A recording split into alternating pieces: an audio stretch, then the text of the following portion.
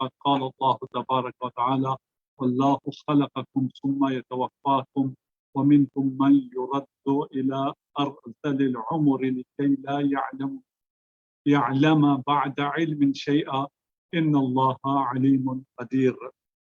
سورہ مبارکہ نحل ہے، اور الحمدللہ ہم رمضان کے بعد دوبارہ اس سلسلے کو شروع کرنے کے قابل ہوئے، اور آج تھوڑا سا مجھے مجلس سے آنے میں خیر میں پہنچ گیا تھا اپنے وعدے کے مطابق، لیکن سسٹم یہاں اپ نہیں ہو رہا تھا، جس کی وجہ سے تھوڑا سا تاخیر ہوئی۔ آیت نمبر 70 ہے واللہ خلقکم، اور اللہ نے تمہیں پیدا کیا، پھر وہی ثم یتوفاکم، پھر وہی تمہیں موت دے گا، ثم ومنکم من یرد الی ارذل الامور، اور تم میں سے کوئی نکمی ترین عمر کو پہنچا دیا جاتا ہے۔ من یرد الی ارذل العمر، نکمی ترین عمر کو اس کو پہنچا دیا جاتا ہے، لکی لا یعلم بعد علم شیئا، تاکہ جاننے کے بعد کچھ بھی نہ جانے۔ ان اللہ علیم قدیر، خدا بڑا جاننے والا اور قدرت والا ہے۔ یہاں انسان کی بے بسی اور انسان کو عدم سے وجود میں لانے والا، واللہ خلقکم، کہ تمہارے بس میں کچھ بھی نہیں تھا، تم عدم تھے، تمہیں عدم سے صفحہ وجود پر لانے والا، تاریکی عدم سے نور وجود بخشنے والا خدا ہے۔ تمہارے اپنے ہاتھ میں تمہارا وجود میں آنا بھی نہیں تھا، تم نہ خود اپنے آپ کو وجود دے سکتے تھے، جس نے تمہیں وجود دیا وہ اللہ ہے، اور پھر وجود اور حیات دینے کے بعد تم اپنی اس حیات کو جاری بھی نہیں رکھ سکتے۔ ایسا بھی نہیں ہے کہ اب حیات کو جاری رکھنا اور ہمیشہ زندہ رہنا تمہارے بس میں ہو۔ ثم یتوفاکم، اس کے بعد وہ تمہیں موت بھی دیتا ہے۔ زندگی بھی دینے والا وہی ہے، خلق کرنے والا بھی وہی ہے، اور اس کے بعد وہ تمہیں موت دینے والا بھی ہے۔ اب یہ موت کسی بھی وقت آ سکتی ہے، بچپن میں بھی آ سکتی ہے۔ بہت سے بچے دنیا میں آنے سے پہلے ہی، ماں کے پیٹ میں حیات پانے کے بعد دنیا میں آنے سے پہلے ہی مرحوم ہو جاتے ہیں، کچھ دنیا میں آتے ہی مرحوم ہو جاتے ہیں، کچھ بچپنے میں، کچھ جوانی میں، کچھ لڑکپن میں، کچھ بڑھاپے تک پہنچتے ہیں۔ وَمِنْكُمْ، اور پھر تم میں سے کچھ ایسے ہیں جن کو نکمی ترین عمر تک پہنچا دیا جاتا ہے، یعنی پیرانہ سالی تک پہنچا دیا جاتا ہے، جہاں پر وہ طاقت اور اس جوانی کے نشے کو محسوس کرنے کے بعد، انجوائے کرنے کے بعد، اس کو کرنے کے بعد اس حالت تک پہنچ جاتا ہے کہ وہ اپنی ناک بھی صاف نہیں کر سکتا ہے، وہ اپنے ہاتھ کو بھی نہیں ہلا سکتا ہے، اور پھر اس حالت کو بھی پہنچ جاتا ہے کہ وہ اس کو پھر جو کچھ علم ہو، تو دنیا کا جتنا ہی بڑا عالم کیوں نہ ہو، اس کے تمام علم بھی ختم ہو جاتے ہیں، اور اس کو اپنا نام اور اپنے خاندان کا نام اور کچھ بھی اس کو یاد نہیں رہتا ہے۔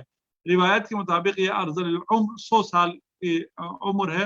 ہو سکتا ہے کچھ لوگ اس سے پہلے بھی اس عمر کو پہنچے اور کچھ لوگ اس کے بعد اس عمر کو پہنچے۔ واللہ فضل بعضکم علی بعض فی الرزق، اور اللہ نے تم میں سے بعض کو بعض پر رزق میں فضیلت دی ہے۔ واللہ، اللہ نے فضل، فضیلت دی ہے، بعضکم، تم میں سے بعض کو، علی بعض، دوسرے بعض پر، پھر رزق میں۔ فَمَا الَّذِينَ فُضِّلُوا بِرَادِّ رِزْقِهِمْ عَلَى مَا مَلَكَتْ أَيْمَانُهُمْ، اور پھر جنہیں فضیلت دی گئی ہے وہ اپنا رزق اپنے غلاموں کو دینے والے نہیں ہیں۔ فَمَا الَّذِينَ فُضِّلُوا، وہ لوگ جن کو خوب اللہ نے رزق دے دیا ہے، اس رزق کو وہ دینے والے نہیں ہیں، رات نہیں ہے، رزقہم، جو رزق خدا نے ان کو دیا ہے، علی ما ملکت ایمانہم، ان لوگوں کو جو ان کے غلام ہیں، ان کے ملکیت میں ہیں، فہم فیہ سواء، تو اس میں یہ دونوں برابر ہو جائیں کہ اگر یہ جو رزق سارا خدا نے ان کو دیا ہے، یہ اپنے غلاموں کو اگر دے دیں اور غلاموں کو اپنے برابر کر دیں، یہ ان سے یہ چیز نہیں ہو سکتی ہے. افبنعمتِ یجحدون، یہ لوگ اللہ کی نعمت کا انکار کرتے ہیں. یعنی خدا نے جن لوگوں کو اتنی نعمت دی ہے، نعمت وجود دیا، نعمت جوانی دی، نعمت حیات دیا، اور ان کو یہاں زندہ رکھا، اس کے بعد ان کو مال دیا، اور وہ مال میں تصرف کا حق ان کو دیا. تصرف کا حق ہونے کے باوجود وہ اپنے غلاموں کو، اپنے نوکروں کو، اپنی کنیزوں کو اپنے برابر کا مال دے ہی نہیں سکتے ہیں. اتنا مال دے ہی نہیں سکتے کہ وہ تمہارے برابر ہو جائے. کیوں؟ اس لیے کہ تمہیں یہ چیز پسند نہیں ہے کہ وہ اور تم یکساں ہو جاؤ. تم اپنے جیسے انسان جو کہ تمہارا محتاج ہو گیا ہے، کسی وجہ سے تمہارا غلام ہو گیا ہے، تمہارے پاس جاب کرنے لگا ہے، اور تمہارے لیے تمہارا گارڈ بن گیا، تمہارا ڈرائیور بن گیا، تمہارا کوک بن گیا، اس کو تم اپنے برابر نہیں لانا چاہتے ہو. تمہارے پاس اکثر کچھ لوگوں کے پاس اتنا مال ہوتا ہے کہ وہ اگر چاہیں تو جیسی زندگی خود گزار رہے ہیں اپنے غلاموں کو بھی ویسی زندگی دے سکتے ہیں، لیکن وہ کبھی بھی نہیں دیتے ہیں. اسی مکان میں رہتے ہیں، اس میں آپ اس کا بیڈ روم دیکھ لیں، اس کے غلام کا بیچارے کا کوارٹر دیکھ لیں، ایک ہی جگہ ہوتے ہوئے کتنا فرق آ جاتا ہے. کیوں؟ اس لیے کہ آپ پسند نہیں کرتے ہیں کہ جو چیز آپ کے ہاتھ میں ہے وہ اس محتاج اور غلام کو دے دیں. پھر خدا کے لیے کیسے پسند کرتے ہو کہ خدا اس بندے کے برابر ہو جائے؟ ہمارے اور ہم میں اور خدا میں برابری کے قائل ہو جاتے ہو اور کہتے ہو کہ اب میں خدا کا محتاج نہیں ہوں. تم خدا کی دیے ہوئے نعمتوں کی وجہ سے اس کا شکر ادا کرنے کے بجائے اس کے نعمتوں کا انکار کرتے ہو. تم غلام ہو، وہ آقا ہے. غلام اور آقا برابر نہیں ہو سکتے ہیں. وہ مالک ہے، تم مملوک ہو. تم اس کی ملکیت ہو، تم اس کے غلام ہو. وہ تمہارا خالق ہے، وہ تمہارا رازق ہے، اس نے تمہیں بے تحاشا نوازا ہے، اور جو تمہارا نہیں ہے تمہارے پاس آتا ہے اس میں تم اپنے غلام کو اتنا نہیں دے سکتے ہو جتنا کہ وہ تمہارے برابر ہو جائے. تو خدا اور تم کیسے برابری کر سکتے ہو، اور تم خدا سے کیسے بے نیاز ہو سکتے ہو؟ واللہ جعل لکم من انفسکم ازواجا، اور اللہ نے تمہارے لیے تمہاری جنس سے بیویاں بنائی. واللہ، اللہ نے جعل لکم تمہارے لیے قرار دی من انفسکم تمہارے جنس سے ازواجا بیویوں کو، زوج کو. وجعل لکم من ازواجکم بنین، اور تمہاری بیویوں سے تمہیں بیٹے اور پوتے عنایت کیا. بنین بیٹے، وحفدتاً پوتے عنایت کیا. وَرَزَقَكُم مِّنَ الطَّيِّبَاتِ، اور تمہیں پاکیزہ چیزیں عنایت فرمائی. کچھ میسیجز ہیں، میں کیونکہ ابھی اس موبائل سے کر رہا ہوں، میں آپ کے میسیج وغیرہ بالکل بھی اگر مجھ سے مربوط ہے تو پھر مجھے بتائیے گا. وَرَزَقَكُم مِّنَ الطَّيِّبَاتِ أَفَبِالْبَاطِلِ يُؤْمِنُونَ وَبِنِعْمَةِ اللَّهِ هُمْ يَكْفُرُونَ. یہ لوگ باطل پر ایمان لائیں گے اور اللہ کی نعمت کا انکار کریں گے. یہ سوالیہ نشان ہے کہ یہ کیسے ہو سکتا ہے کہ جس نے تمہیں بیوی کی نعمت دی ہے، زوج کی نعمت دی ہے، اس زوجہ سے تمہیں اولاد دیا ہے، اس اولاد سے تمہیں پھر آگے پوتے بھی دیے ہیں، اور انسان کو جو خوشی اولاد سے ہوتی ہے اس سے بڑھ کر پھر احفاد سے ہوتی ہے، یعنی اپنی اولاد کی اولاد سے انسان اور زیادہ پیار کرتا ہے. وَرَزَقَكُم مِّنَ الطَّيِّبَاتِ، اور اس کے بعد تمہیں طیبات پاکیزہ چیزیں عطا کی. أَفَبِالْبَاطِلِ يُؤْمِنُونَ، پھر باطل چیزوں پر یہ لوگ باطل چیزوں پر ایمان لاتے ہیں، بتوں پر ایمان لاتے ہیں، خرافات پر ایمان لاتے ہیں، پتہ نہیں کس کس چیز پر ایمان لاتے ہیں، اور اس پر ایمان لا کے اپنا پیسہ بھی خرچ کرتے ہیں ان چیزوں پر، اور یہ بتوں پہ جو چڑھاوے اور ان چیزوں پر. اور پھر اللہ کی جس نے اصل اللہ نے جو نعمت دی ہے اس سے پھر تم کفران نعمت کرتے ہو اور اوہام پرستی کے شکار ہو جاتے ہو. یعنی اگر جب مریض ہو جاتے ہو تو پھر پتہ نہیں کس کس کے پاس چلے جاتے ہو، جب اولاد نہیں ہوتی ہے حاجات مانگنے کس کس در کو کھٹکھٹاتے ہو. جو اصل دینے والی ذات ہے اسے فراموش کیے بیٹھے ہو، اسے بھولے بیٹھے ہو، اس کے نعمتوں کا کفران کر رہے ہو، اور ایسے دروازوں پر، ایسے در پر جاتے ہو جن کے ہاتھ میں کچھ بھی نہیں ہے. بیدار ہونے کے لیے یہ نعمتیں کتنی کافی ہیں کہ ہم منعم حقیقی کو پہچانیں، ہم اس کو پہچانیں جو ہمیں یہ ان نعمتوں سے جو ہمیں نواز رہا ہے, جو ان نعمتوں کو ہمیں فراہم کر رہا ہے, ہمارے کفران نعمت کے باوجود وہ ہم پر غضب نہیں کر رہا ہے. وَيَعْبُدُونَ مِن دُونِ اللَّهِ مَا لَا يَمْلِكُ لَهُمْ رِزْقًا مِنَ السَّمَاوَاتِ وَالْأَرْضِ شَيْئًا وَلَا يَسْتَطِيعُونَ. اور اللہ کو چھوڑ کر, اللہ یہی ارشاد فرما رہا ہے کہ تمہیں یہ سب چیزیں اللہ نے دی ہیں, تم اللہ کو چھوڑ کر پھر کسی اور جگہ چلے جاتے ہو, کہیں اور تم چڑھاتے ہو, کسی اور کو جا کر پیسے دیتے ہو, کسی اور سے تم کالا جادو کرا رہے ہو, پتہ نہیں کیا کیا کرا رہے ہو. کن کن ننگے لوگوں کے پاس, بھوکے لوگوں کے پاس, محتاج لوگوں کے پاس, جن کے پاس نہ علم ہے, نہ تقویٰ ہے, نہ کچھ بھی نہیں ہے, ان لوگوں کے دروں پر تم چلے جاتے ہو. وَيَعْبُدُونَ مِن دُونِ اللَّهِ, اور اللہ کو چھوڑ کر یہ لوگ ایسوں کی پوجا کرتے ہیں, مَا لَا يَمْلِكُ لَهُمْ رِزْقًا مِنَ السَّمَاوَاتِ وَالْأَرْضِ, جو انہیں رزق دینے کا کوئی اختیار نہیں رکھتے, نہ سماوات سے نہ آسمانوں میں ان کا اختیار ہے کہ وہاں سے وہ رزق اتار کے دے سکیں, نہ ہی وہ زمین سے کوئی رزق نکال کر دے سکتے ہیں. آسمانوں سے رزق دینے والا بھی خدا ہے, زمینوں سے رزق نکال کے دینے والا بھی خدا ہے. وَلَا يَسْتَطِيعُونَ, اور وہ کسی کام کو انجام دینے کے قابل نہیں ہیں. اور اگر آسمان و زمین میں کچھ اسباب ہیں جن اسباب سے تمہیں رزق ملتا ہے, تو ان اسباب کو بنانے والا مسبب الاسباب وہ ذات ہے. اس بات کا ہمیں علم ہونا چاہیے, ادراک ہونا چاہیے کہ مسبب الاسباب وہ ذات ہے, اسی سے مانگنا ہے. اگر کبھی یہ محسوس ہو کہ شفا ہمیں فلاں دوائی سے ملی, فلاں آپریشن سے ملی, فلاں ڈاکٹر سے ملی, فلاں پتہ نہیں کس سے ملی, پیر سے ملی, اس کسی کے ہاتھ میں کچھ بھی نہیں ہے.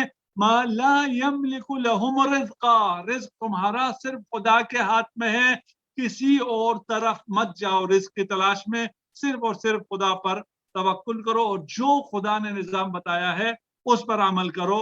اور نیکسٹ دو آیتیں ایک ساتھ ہم کریں گے. فلا تضربوا للہ الامثال ان اللہ یعلم وانتم لا تعلمون, پس اللہ کے لیے مثالیں نہ دیا کرو اور ان چیزوں کی یقیناً اللہ بہتر جانتا ہے. ان اللہ یعلم, اللہ بہتر جانتا ہے, وانتم لا تعلمون, اور تم نہیں جانتے ہو. ضرب اللہ مثلا عبدا مملوکا لا يقدر على شيء, اللہ ایک غلام کی مثال بیان فرماتا ہے. ضرب اللہ, اللہ مثال بیان فرماتا ہے, مثلا اس ایک مثال بیان کرتا ہے, عبدن, ایک جو غلام ہے, مملوکن, اور وہ مملوک ہے جو دوسرے کا مملوک ہے, لا يقدر على شيء, وہ خود کسی چیز پر قادر نہیں ہے. ومن رزقناه منا رزقا حسنا, اور دوسرا شخص وہ ہے جسے ہم نے اپنی طرف سے اچھا رزق دے رکھا ہے. ٹھیک ہے نا.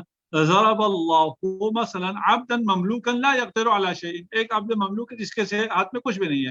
دوسرا کون ہے؟ ومن رزقناه منا رزقا حسنا, اور دوسرا شخص وہ ہے جسے ہم نے اپنی طرف سے بہت اچھا رزق دیا ہے.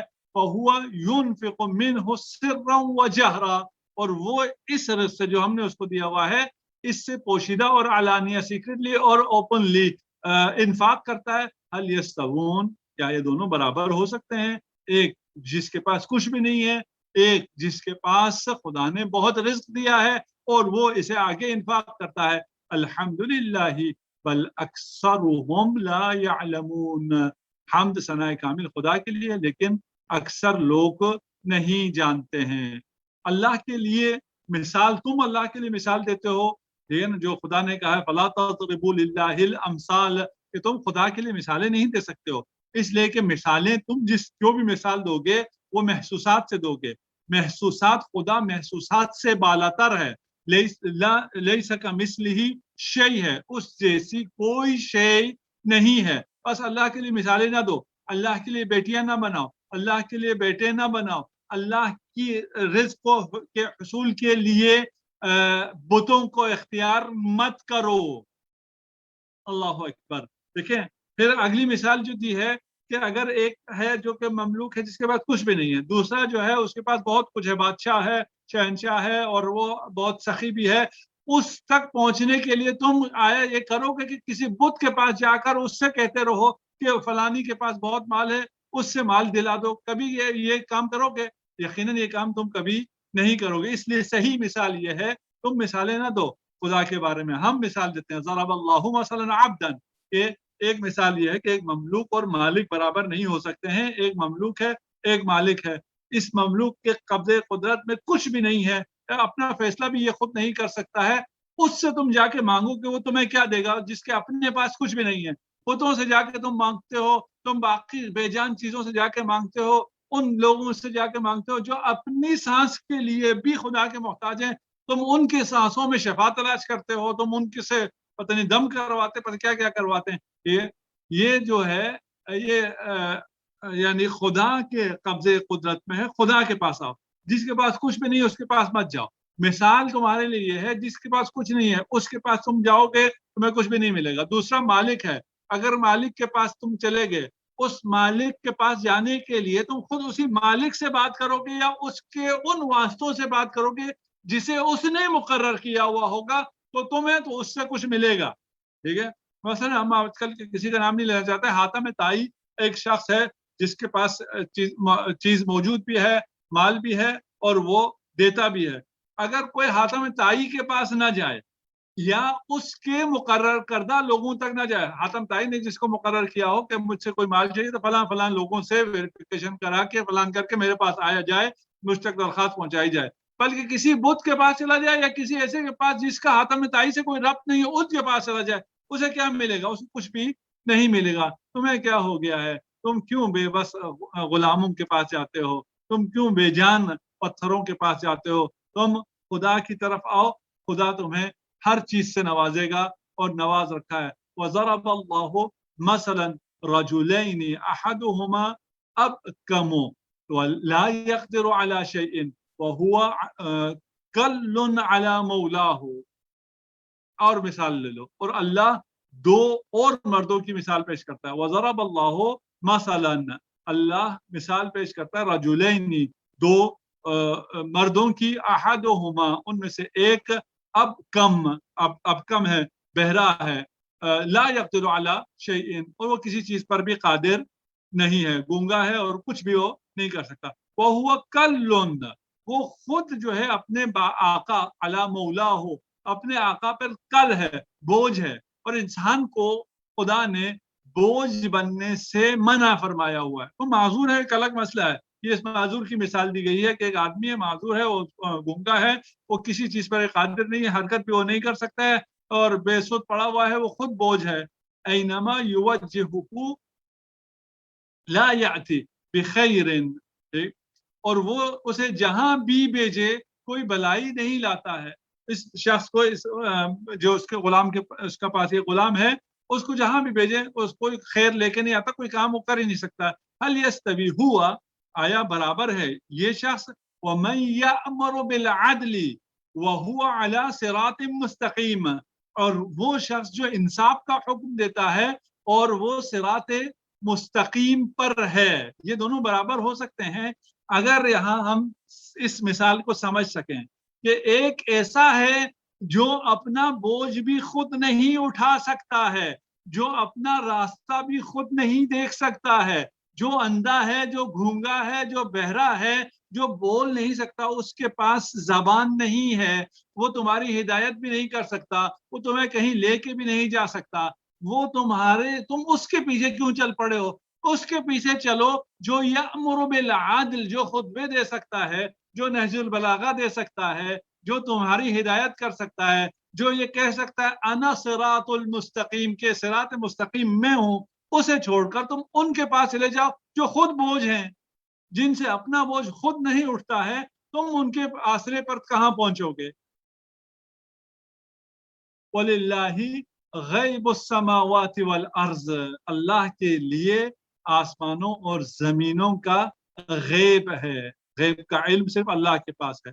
وما امر الساعۃ الا کلمح البصر، اور قیامت کا معاملہ تو ایسا ہے جیسے آنکھ کا جھپکنا، یعنی لمح البصر، آنکھ جھپکنے سے پہلے قیامت ہو جائے گی. او هو اقرب، آنکھ جھپکنا بھی زیادہ ہے، اس سے بھی جلدی. قیامت تم سمجھتے ہو پتہ نہیں قیامت کب آئے گی، ہمارے پاس بہت ٹائم ہے. خدا کہہ رہا ہے آنکھ جھپکنے سے پہلے قیامت آ جائے گی.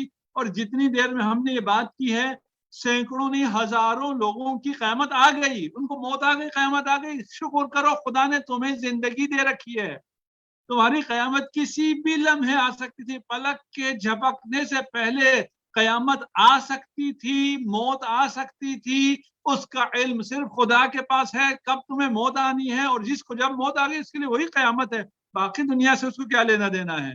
وَلِلَّهِ غَيْبُ السَّمَاوَاتِ وَالْأَرْضِ, اللہ کے لیے غیب سماوات اور ارض ہے. وما امر الساعة الا كلمح البصر او هو اقرب, جو آنکھ کے جھپکنے سے بھی پہلے آنے والی چیز ہے وہ قیامت ہے.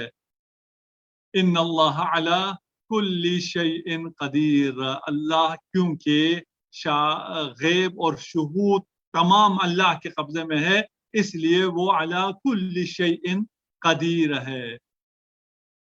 ہمارے پاس ٹائم ہے ابھی, ہم ایک آیت انشاءاللہ اور کر سکتے ہیں. واللہ اخرجکم من بطون امہاتکم لا تعلمون شیئا, اور اللہ نے تمہیں تمہاری ماؤں کے شکموں سے اس حالت میں نکالا کہ تم کچھ بھی نہیں جانتے تھے. وجعل لکم السمع, تمہیں کچھ بھی نہیں آتا تھا, پھر تمہارے لیے سمع کان قرار دیا, والابصار اور آنکھیں قرار دی, والافئدہ اور دل بنایا, لعلکم تشکرون شاید تم شکر ادا کر سکو. یہ انسان تمام موجودات میں جو تمام جاندار اس روئے زمین پر بستے ہیں اس میں سے سب سے زیادہ طاقتور انسان ہے, اور سب چیزوں کو مسخر کیا ہے انسان کے لیے.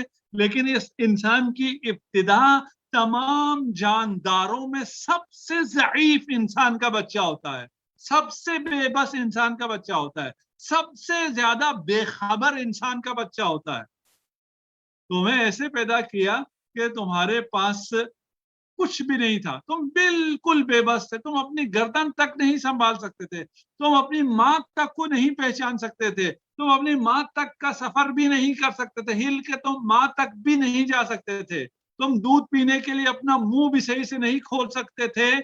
اسے خدا نے خلق کیا, اس کی حفاظت فرمائی, اسے پھر آوازوں کے ادراک کے لیے کان دیے, اور کیسے کان دیے کہ وہ الفاظ کو سمجھ سکتا ہے, اسے درک کر سکتا ہے, اس کے آنکھیں دی اور آنکھوں سے وہ رنگوں کو درک کر سکتا ہے, اسے دل دیا جس دل کے ذریعے وہ عقل اور دل کے ذریعے تمام عالم میں موجود حقائق کو درک کر سکتا ہے, عالم ملکوت کو بھی درک کر سکتا ہے, اور ان تمام نعمتوں کو کانوں سے کلام الہی کو سن سکتا ہے, آنکھوں سے آیات الہی کو دیکھ سکتا ہے, اور قلب اور فکر اور نظر کے ذریعے غور و فکر کر کے خدا تک پہنچ سکتا ہے. بلکہ یہ دل خدا کا مسکن مکان بن جاتا ہے, وہ لامکان آ کر اس کے دل میں بس سکتا ہے.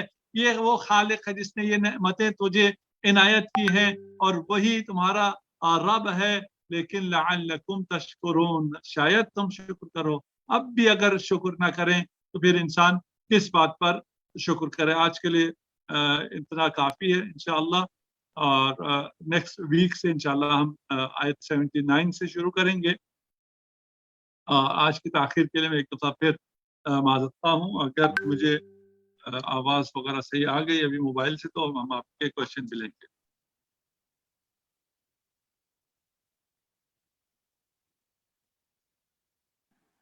السلام علیکم. جی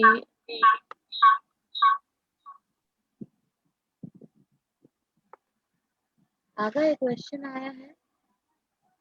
جی, What is your opinion about COVID vaccine, as few Allamas are saying it is Dajjali fitna? آپ تھوڑا سا اونچا بولنا پڑے گا, میں موبائل پہ ہوں, اس کا اسپیکر تھوڑا سا اونچا بولیے گا. بسم اللہ الرحمن الرحیم. میرا سوال, مجھے ایک سوال کرنا ہے, کر لوں؟ جی کر لیجیے. جی, مجھے یہ سوال ہر آیت سے ریلیٹڈ ہے, لیکن میں ایک سوال صرف کروں گی. وہ یہ ہے کہ آیت نمبر 75 سے ریلیٹڈ کہ بت تو پتھر کے ہی ہوتے ہیں, ہم نے یہی دیکھا ہے, لیکن میں یہ جاننا چاہتی ہوں کہ ماڈرنائز فارم آف بت کیا ہو سکتی ہے. سمبولیکلی ہم کن کن چیزوں کو بت کہہ سکتے ہیں کہ یہ تمہارا بت, یہ میرا بت.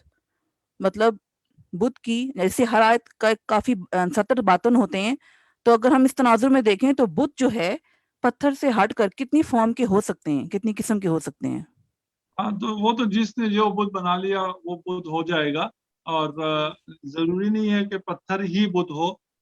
جو عرب جن بتوں کی پوجا کرتے تھے وہ پتھر کے صرف نہیں ہوتے تھے، وہ پتھر کے بھی ہوتے تھے، وہ خورما کے بھی ہوتے تھے. وہ خورما کھجوروں سے بت بناتے تھے، ان کی پوجا کرتے تھے. جب سالی آتی تھی، زیادہ بھوک لگتی تھی، اسی کو کھا جاتے تھے. تو وہ تو خیر لکڑی کا بھی بت ہوتا ہے، پتھر کا بھی ہوتا ہے. یہ تو وہ بھی بت ہو گئے جس کو آپ پتھر کا ہی کہہ رہے ہیں اس شیپ میں. اس کے علاوہ کوئی اپنی انا کو بھی بت بنا سکتا ہے، اپنی عزت اور فلان کو بھی، اپنی قومیت کو بھی، اپنے تعصب کو بھی، اور باقی لوگوں کو بھی، جیسے انسانوں کو بھی وہ شریک باری قرار دے سکتا ہے. تو شرک اور وہ کرنے میں جس کو خدا کا شریک بنائے وہ بت ہے. وہ پھر انسان نہ جانے کن کن چیزوں کو شریک بنا دے. جی السلام آگے علیکم. سامنے آیا تھا جی. what is your opinion about COVID vaccine as few ulamas are saying it is Dajjali fitna. Covid vaccine کے بارے جی کووڈ ویکسین کے بارے میں اول تو یہ ہے کہ میں سائنٹسٹ نہیں ہوں جس کی بنیاد پر میں کہہ سکوں کہ یہ کیا ہے اور کیسا ہے اور اس کے اندر کیا ہے، اور اس کے کوئی میرا علم اس کے بارے میں نہیں ہے اور کہ میں اپنی رائے دے سکوں، کہ میں بتا سکوں کہ اس کے اندر کیا ہے، یہ مفید ہے یا مفید نہیں ہے. یہ ہم ڈاکٹر سے پوچھتے ہیں جو اس فیلڈ کے ماہر ہیں، ان سے ہم پوچھتے ہیں. وہ اگر آپ جا کے پوچھ لیجئے کہ جن ماہرین پر آپ کو اعتماد ہے، اگر وہ آپ کو اطمینان دلا سکیں کہ یہ کوئی بہتر چیز ہے اور اس سے حفاظت ہوتی ہے تو آپ عمل کریں، نہیں ہوتی تو عمل نہ کریں. اس میں مثلا اگر تو ڈاکٹر اگر آگے کہیں نا، جو جس کی یہ فیلڈ ہے، ڈاکٹر یا جو بھی میڈیکل ریلیٹڈ اس فیلڈ کو رکھتا ہے، وہ کہے یہ کوئی دجالی فتنہ ہے اور اس کے اندر فلان چیزیں ہیں، وہ تو مانی جا سکتی. اگر میں یہ باتیں کروں، یعنی جو علماء ہیں یا اسکالرز ہیں یا جو اسکالر بھی نہیں ہیں، نہ علماء اور اسکالر ہیں اور نہ ہی وہ کوئی سائنس کا علم رکھتے ہیں، وہ آ کر کہنا شروع کریں کہ یہ دجالی فتنہ ہے، اس کے اندر فلان ہے اور کیا ہے، پتہ نہیں میگنیٹ لگائیں تو کیا ہوتا ہے. یہ سارا پروپیگنڈا ہے اور مینس ہے، اور ان باتوں پر کان نہیں دھرنا چاہیے. ایکسپرٹ سے پوچھنا چاہیے اور وہ جو رائے دیں، اور وہ پھر آپ کی اپنی مرضی ہے. اور میں نے ویکسین لگوا لی ہے اور بہت پہلے لگوا لی تھی، اور میری دونوں ڈوز ہو گئی ہیں. اب خدا جانتا ہے اس کا کوئی فائدہ ہوگا یا نہیں ہوگا. ہمارا خیال یہ ہے کہ کیونکہ ماہرین کہہ رہے ہیں کہ یہ اس سے فائدہ ہوگا، اس لیے ہم نے لگا لیا. ہم یہ بات بار بار اور بھی کہہ چکے ہیں کہ یہ خدا پر توکل کے خلاف نہیں ہے، یہ عین توکل پر خدا ہے کہ یہ ویکسین ہو سکتا ہے. کیونکہ ہمیں ڈاکٹروں نے کہا ہو سکتا ہے نہ ہو، اور کوئی بالکل فضول چیز ہو سکتا ہے اس کا کوئی نقصان بھی ہو اس کا، کیونکہ میں اس کا عالم نہیں ہوں، میں نہیں بتا سکتا. لیکن کیونکہ ہمیں یہ بتایا گیا کہ اس کا فائدہ ہوگا، اگر یہ فائدہ ہو تو یہ جو سبب ویکسین سبب ہے، یہ خدا کی پیدا کردہ ہے، یہ خدا نے اسے سبب قرار دیا ہے. یہ نہیں ہو سکتا کہ یہ سبب نہ ہوتا اور کوئی اور اسے سبب بناتا. سائنٹسٹ جو کر سکتے ہیں وہ اس کی سببیت کو کشف کر سکتے ہیں، اس کو ڈسکور کر سکتے ہیں کہ اس کے لیے کیا کیا چیزیں جو خدا نے خلق کی ہوئی ہیں اس میں سے کس کو کیسے ملائیں تو وہ سبب بن جاتا ہے. سبب خدا نے بنایا ہے. بس اگر میں نے ویکسین لگائی ہے تو میں نے خدا سے اس وبا سے محفوظ رہنے کے لیے مدد مانگی ہے.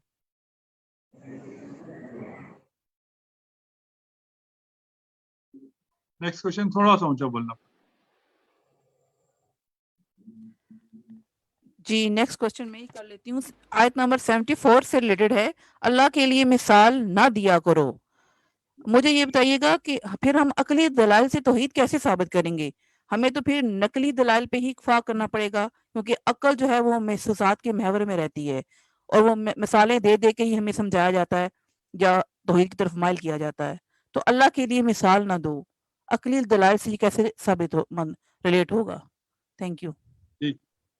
اچھا، اگر ہم یہ کہیں کہ اللہ کے لیے مثال نہ دو سے مراد یہ ہے کہ خدا کی معرفت حاصل نہ کرو، پھر تو آپ کی بات ٹھیک تھی کہ بھئی پھر ہم عقلاً کس طرح توحید کو حاصل کریں گے جبکہ خدا نے ہمیں منع کر دیا. خدا نے یہ نہیں کہا ہے کہ آپ نقل پر بھروسہ کریں اور عقل کو چھوڑ دیں اس لیے کہ فلا تضربوا للہ الامثال، اللہ کے لیے مثالیں نہ دیا کرو. اللہ کے لیے مثال دینے سے مراد یہاں پر جو قرآن پہلے بات کرتا ہوا آ رہا ہے اور اس کے بعد اس سے کہہ رہا ہے کہ مثال نہ دیا کرو، مطلب یہ ہے کہ خدا کے لیے مثالیں دے کر خدا کی بیٹیاں قرار دینا، فرشتوں کو خدا کی بیٹیاں کہنا اور خدا کا شریک قرار دینا، یہ اس سے منع کیا گیا ہے. اور یہ نہ فقط نقل سے پہلے یہ عقل کے خلاف ہے. اور جو قرآن سمجھا رہا ہے وہ بعد کی مثالوں سے بھی سمجھا رہا ہے. یہ سارا آپ کو عقلاً سمجھا رہا ہے کہ یہ دیکھو، یہ دو مثالیں دیکھو، ایک عبد ہے اور ایک وہ ہے جس کے ہاتھ میں کچھ ہے. جس کے ہاتھ میں کچھ بھی نہیں ہے اس کو اپنے آپ پر بھی بوجھ ہے، تم اس کے پیچھے کیسے چلو گے؟ یہ سب آپ کو عقل کی طرف ہی تو لے کے جا رہا ہے. اور کہاں لے کے جا رہا ہے؟ یہ سارا آپ کو عقل کی طرف لے کے جا رہا ہے. جو مشکل مسلمانوں کو پیش آئی ہے وہ یہی آئی ہے کہ انہوں نے عقل کو چھوڑ دیا ہے، عقل کو چھوڑ کے صرف نقل کی طرف چلے گئے. اور نقل میں بہت سی ایسی چیزیں ہیں جس کی وجہ سے وہ توحید کو سمجھ ہی نہیں سکتے ہیں. اگر جو عقل کو چھوڑ کر نقل کو لیں، اور نقل اتنا انسان کو کنفیوز کر دیتا ہے کہ اس سے پھر سمجھنا اس کے لیے ممکن رہتا ہی نہیں ہے. میں خود جب اصول پڑھ رہا تھا ایک مرحلہ آیا جو ایک کتاب میں پڑھ رہا تھا وہ مجھے سمجھ میں ہی نہ آئے، اور پہلے مجھے سمجھ میں آتی تھی. مجھے یہ بات سمجھ میں نہیں آئی بھئی یہ کیوں سمجھ میں نہیں آ رہی، مجھے میں اتنا کن ذہن بھی نہیں تھا، ایک کتاب سمجھ میں نہ آئے. پھر میں نے اس کتاب کلاس میں جانا چھوڑ دیا اور اس سے خود سے پڑھنا شروع کیا. آگے چند صفحے پلٹ کے تو میں نے دیکھا یہ تو مجھے سمجھ میں آتی ہے. پھر میں دوبارہ اس کلاس میں گیا، میں نے کہا چکر کیا ہے، مجھے کیوں سمجھ میں نہیں آ رہی تھی. استاد سے پتہ چلا جی استاد کو خود وہ کتاب سمجھ میں نہیں آئی ہوئی تھی، وہ ادھر ادھر کی باتیں ایسی کر دیتا تھا. اس کے بعد آپ کو خود بھی کتاب پڑھ کے سمجھ میں آنا محال ہو جاتا، ممکن نہیں رہتا. ہمارے متاسفانہ نقل میں ایسی چیزیں موجود ہیں، اگر ہم ان پر جائیں اور عقل کو استعمال نہ کریں، عقل کو چھوڑ کر نقل پر جائیں، ہم خدا سے دور ہوتے چلے جاتے ہیں، خدا سے نزدیک ہونے کا سوال پیدا نہیں ہوتا. اس لیے نقل وہ جو رعایت ہے اس پہ کوئی شک نہیں ہے، جو محکمات ہیں ان میں کوئی شک نہیں ہے کہ ہمیں محکمات کی طرف. اور ہم جب محکمات اور ان مسلمات پر اور قرآن آیات کی طرف جاتے ہیں تو اسی کے فوراً نیچے ضرب اللہ مثلا عبدا مملوکا لا يقدر على شيء ومن رزقناه منا رزقا حسنا وهو ينفق منه سرا وعلانية. اب یہ کیا مثال دی ہے؟ یہ مثال عقلی دی ہے. تم اپنی عقل استعمال نہیں کرتے ہو کہ تم اگر دیکھو کہ دو لوگ ہیں، ایک مملوک ہے، ایک جو ہے وہ ہے جسے ہم نے رزق عطا کیا ہوا ہے، یہ دونوں ایک جیسے ہیں؟ نہیں، بل اکثرهم لا يعلمون. لیکن پھر بھی اکثر کیوں نہیں جانتے؟ اتنی عام سی بات کیوں اکثر نہیں جانتے؟ وہ عقل کا استعمال نہیں کرتے. تو جو ہم شارٹ یہ کہہ سکتے ہیں کہ عقل اللہ کے لیے مثال نہ دیا کرو، یعنی کہ اللہ کی شراکت کے لیے مثالیں نہ گڑا کرو. جی تھینک یو. آگا ایک اور کوشچن آیا ہے، آواز آ رہی ہے آپ کو؟ جی جی تھوڑا اونچا بولیں گے، آ رہی ہے.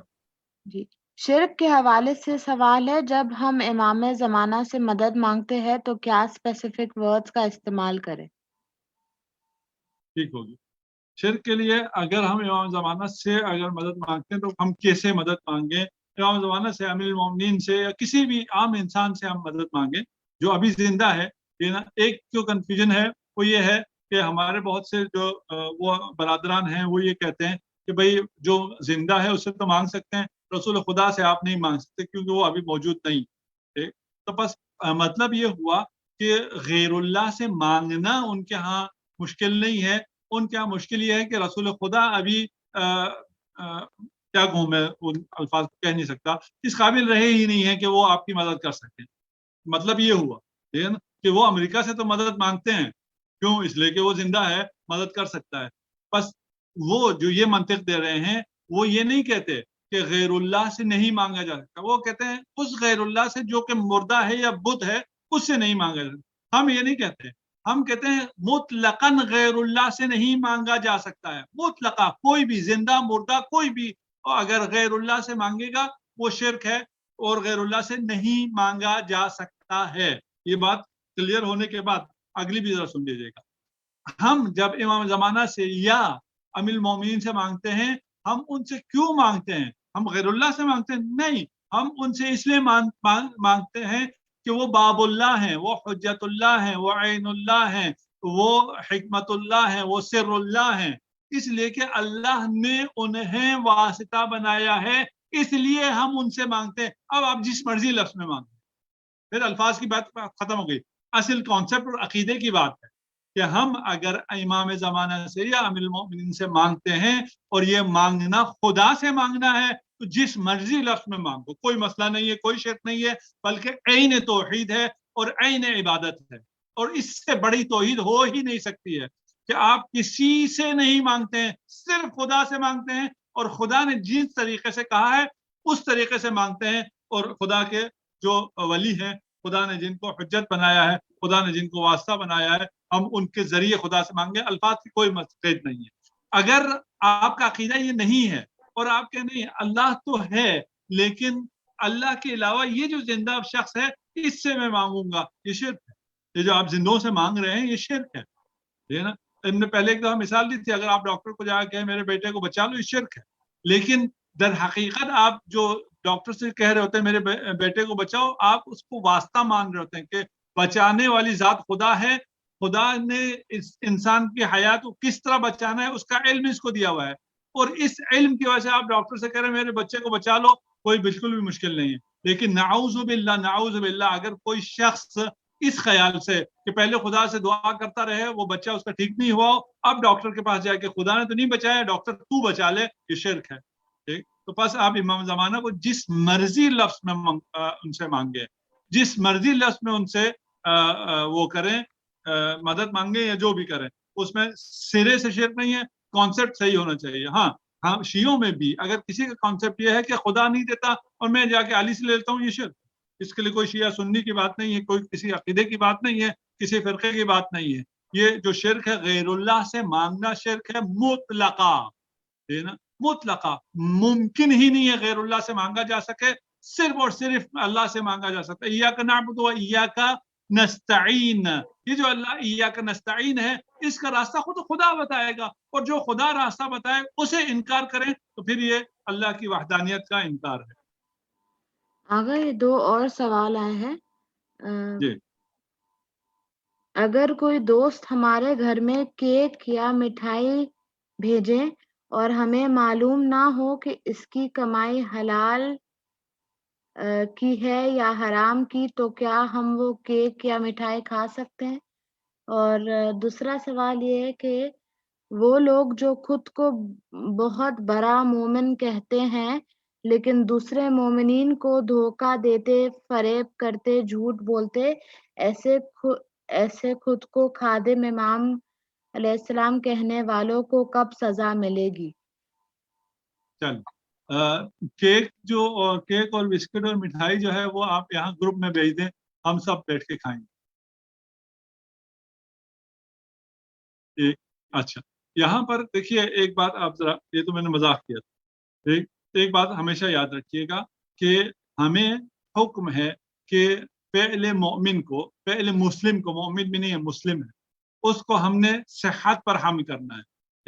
ایک دفعہ آپ کو پتا ہے کہ یہ چیز غلط ہے, ایک دفعہ آپ کو پتا ہے کہ یہ راشی ہے اور اس نے رشوت سے یہ جو ہے رشوت سے اس نے یہ بسکٹ لیے, مٹھائی لی اور وہ آپ کے گھر بھیج دی, آپ کو پتا ہے آپ نہیں کھائیں گے, یقیناً نہیں کھائیں گے, اس یہ تو آپ کا سوال بھی نہیں ہے.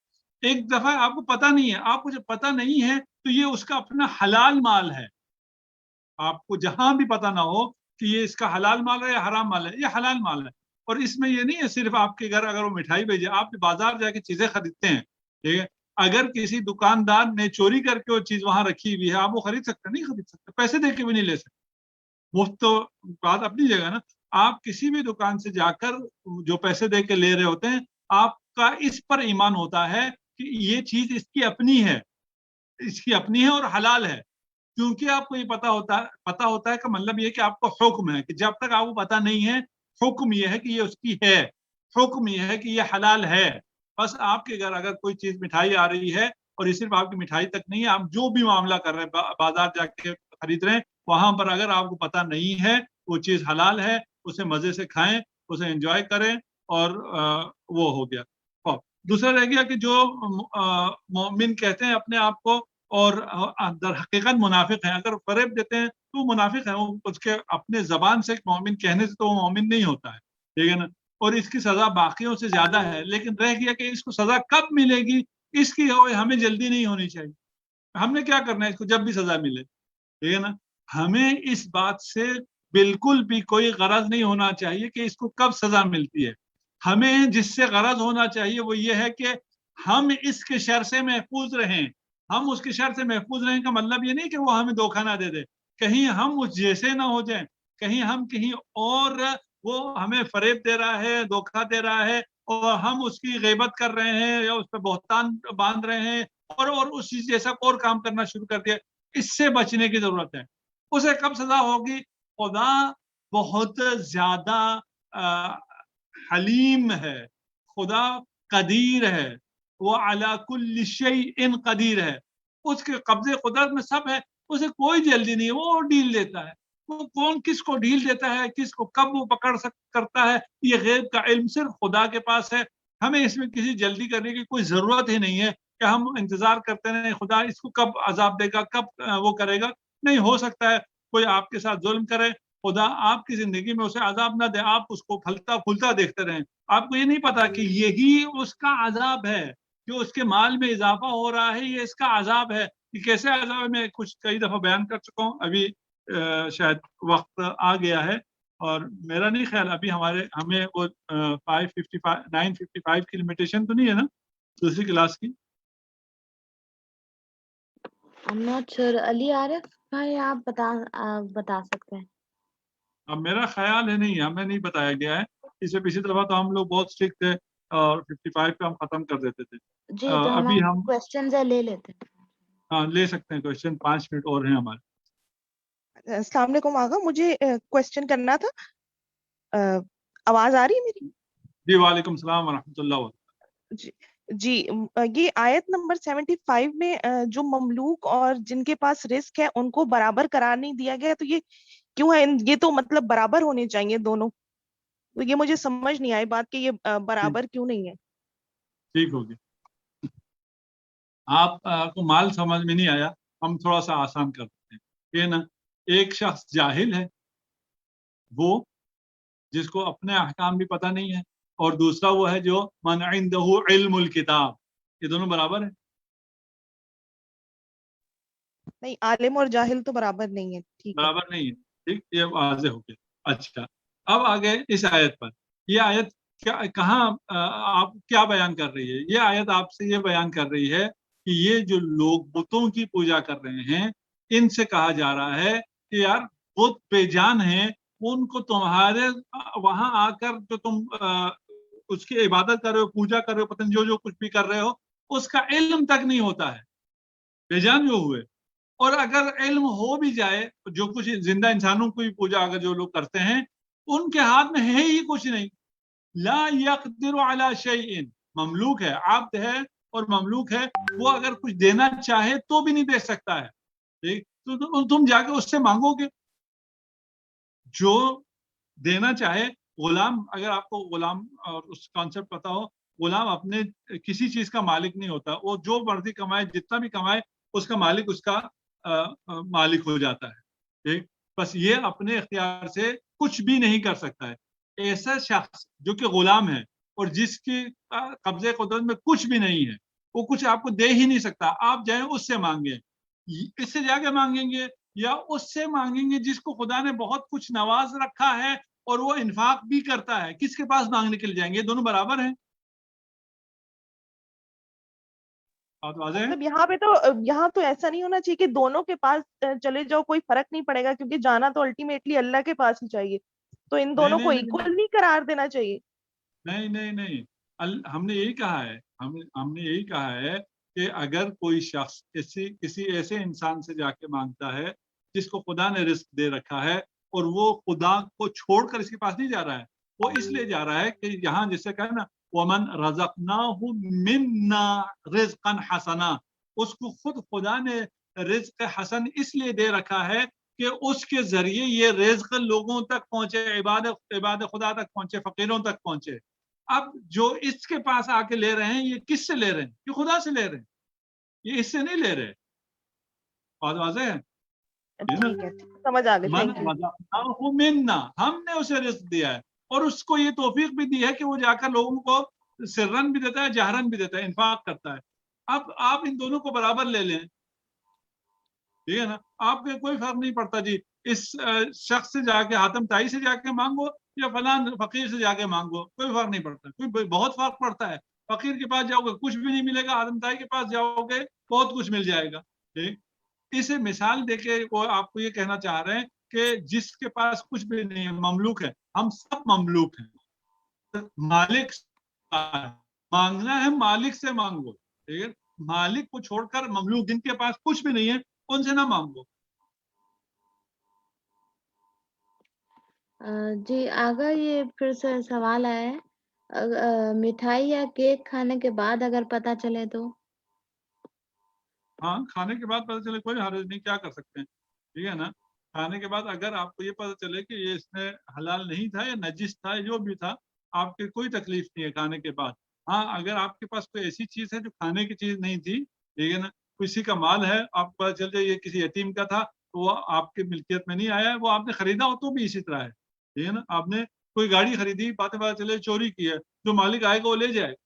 یا آپ کو گفٹ ہوا ہو یا آپ نے اس کو قیمت دے کے خریدا ہو, اس کے بعد اگر آپ کا زور چلے تو جس کو آپ نے قیمت دی آپ اس سے قیمت واپس لیں گے, لیکن گاڑی جس کی تھی وہ گاڑی لے جائے. ٹھیک, تو یہاں پر کھانے کے بعد اگر پتہ چلے وہ تو کھانے کی چیز تھی, ختم ہو گئی, اس کا تو کچھ بھی نہیں کیا جا سکتا. ٹھیک, کہ یہ حلال نہیں تھا, حرام تھا. ہاں, کسی اور کا حق تھا, وہ آپ کو حق ادا کرنا پڑے.